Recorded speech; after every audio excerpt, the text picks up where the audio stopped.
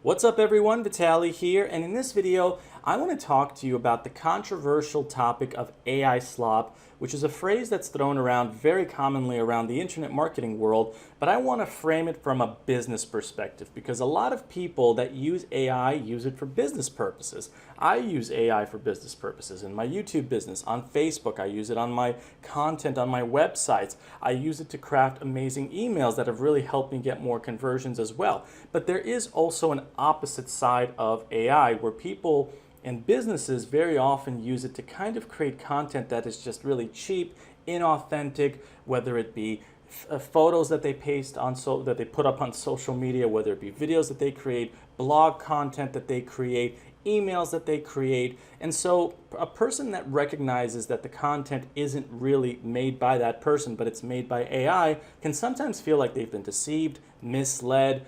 And so naturally there's a backlash, a blowback effect that can happen where I see this very commonly on social media where the phrase AI slop gets thrown around and it can have a negative impact on the person's business. So that's the thing to understand. I'll talk about in another video about how to avoid it, but I just want to share some examples of what AI slop can look like when it comes to this particular context.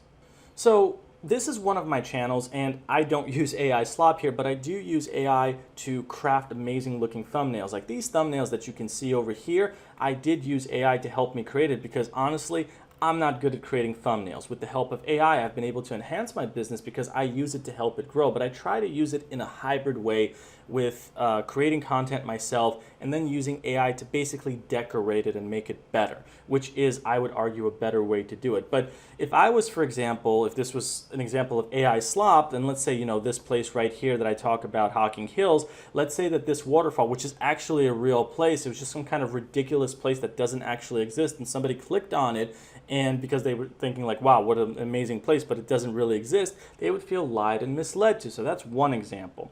Let's take another one that's really, really common, and that's blogging. A lot of people, what they do is because they try to, because they don't want to write it themselves, or maybe perhaps, they're not very good at just writing, they'll just prompt AI to craft some kind of article for them. AI will do it, and then they'll just copy and paste it. And sometimes it's really good, but very often there is a bit of just cheapening in that process. What I mean by that is sometimes they just copy and paste that article over to their website. They add no imagery, they add no editing, they don't check it for authenticity, they don't add their own voice to it. And so that just basically makes it read as though it's very robotic. And something to think about from a business perspective is a couple of years ago, there was a huge Google update that occurred. It was called the HCU update, which really tackled, at least if I remember correctly, a lot of people that were using AI slop on their website. A lot of blogs were just cranking out AI content. A lot of it was AI slop in masses just to try to get more rankings in Google, and that really caused a huge issue to occur. My website was one of the sites that was hit by it, but the irony of that is I wasn't using AI at the time, and though my site was caught under all of that, but that's a different story for a different time. The point being is that's an example of, a huge blowback effect happening. A lot of blogs were destroyed that were using AI content, even a lot of blogs like my own that were not using it, but that's a different story. The point being is that's another thing that people do. In other words, people that use AI slop, I often find, are just trying to take shortcuts. They're not really trying to add their own essence into the business or the content that they're creating. They just kind of put two things together, like write a short prompt, do it in a lazy way, put it up, and then, hope to make a lot of money. And sometimes they can get away with that kind of stuff, but I would say AI slop and the blowback of that does catch up to people, because at the end of the day, if you want to run a long-term business, you got to put in the work. AI should be used as a supplement to your online business, and in many ways it can be an asset as well, but not a complete substitute for that business, which is what a lot of people have, in my opinion, misunderstood it for, where it's just like, I don't need to learn the business, I don't need to do anything, AI will do everything for me, I can just sit back and be lazy. That kind of mindset leads people to create AI slop, in my personal experience. Now, one final thing I'll say is that just because something is labeled AI slop doesn't mean that it's justified.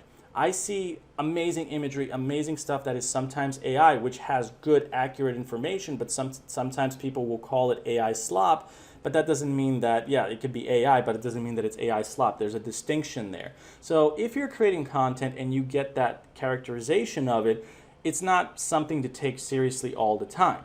It's something that can just be like, hey, sometimes people are just negative and they're just looking for that content to label it as, I don't like this, I'm just going to call this whatever, whether it be a negative comment, whether it be a specific negative comment, like AI slop. It's not something that you should always take seriously. Look at it from the perspective of you're trying to build a real authentic business with AI being an asset to help you with that. And that's something I'll talk about in a different video, but I hope that this one clears up this subject a bit more. I'd love to hear your thoughts about it, whether you agree, disagree, maybe some related stories on that. But other than that, I'll see you in the next video. Take care, everybody.